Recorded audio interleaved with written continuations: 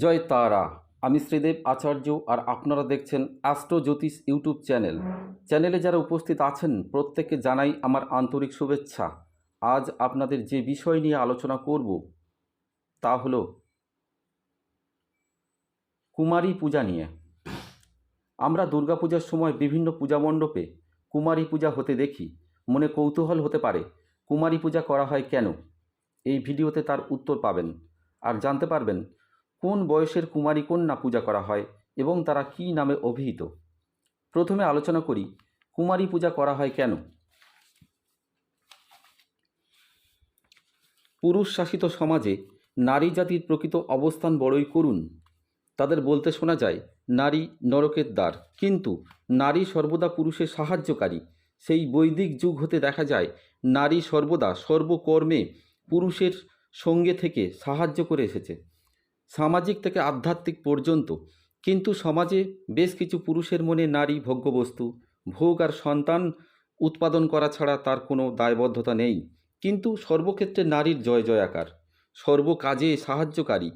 সেই জন্য ভগবান শিব বিধান দিয়েছেন নারী পুরুষের জীবন শক্তি, তাই তাকে দায়ী না ভেবে শ্রদ্ধা ও সম্মান করা উচিত। নারীর মধ্যে দু ভাব অবস্থিত, এক জায়া, অপরটি জননী।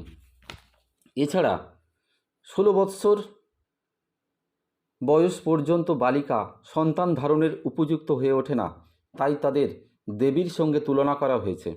তাদের মহামায়ার নামে পূজা করা হয়েছে, যাতে সমাজে কোনো লোভী কামুক পুরুষ তাদের প্রতি কুদৃষ্টি না দিতে পারে। তার যেন সঠিক বয়সে পুরুষ সঙ্গী এবং জননী হতে পারে। সেই জন্য অবিবাহিত নারী কুমারী। শাস্ত্রসীমা 16 বৎসর পর্যন্ত।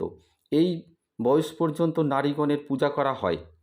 এরপরে নারীর শরীর ও মনে কামভাবের আগমন ঘটে, তাই এরপর হতে তাদের আর পূজা করা হয় না এবং বিবাহের ব্যবস্থা করা হয়ে থাকে। তবে বর্তমান যুগে নারীর শরীর সন্তান ধারণে উপযুক্ত হতে কিঞ্চিত দেরি হয়। সেই জন্য বয়স বাড়িয়ে যাতে মানসিকভাবে সঠিক জায়া ও জননী হতে পারে, সেই বয়সেই বিবাহ দেওয়া হয়। কোন বয়সের কুমারী কন্যা কী নামে অভিহিত? শাস্ত্র ও সমাজে অবিবাহিত কন্যা কুমারী নামে অভিহিত। বিশ্বসাততন্ত্র মতে অষ্টম বর্ষীয়া কন্যা গৌরী, নবম বর্ষীয়া কন্যা রোহিণী, দশম বর্ষীয়া কন্যা কন্যা, দ্বাদশ বর্ষীয়া কন্যাকে বলা হয়েছে সুকুমারী। আবার রুদ্র আমলতন্ত্র গ্রন্থে বলা হয়েছে 1 বছরের বয়সের বালিকার নাম সন্ধ্যা, 2 বৎসর বালিকার নাম সরস্বতী, 3 বৎসরের বালিকার নাম ত্রিধামূর্তি, 4 বৎসরের বালিকার নাম কালিকা, 5 বৎসরের বালিকার নাম সুভগা, 6 বৎসরের বালিকার নাম উমা, 7 বৎসরের বালিকার নাম মালিনী, 8 বৎসরের বালিকার নাম কুচিতক, 9 বৎসরের বালিকার নাম কালসন্ধবা, 10 বৎসরের বালিকার নাম অপরাজিতা, 11 বৎসরের বালিকার নাম রুদ্রাণী, 12 বৎসরের বালিকার নাম ভৈরবী, 13 বৎসরের বালিকার নাম মহালক্ষ্মী, 14 বৎসরের বালিকার নাম ক্ষেত্রজ্ঞা, 16 বৎসরের বালিকার নাম অম্বিকা। ভিডিওটি এখানে শেষ করলাম।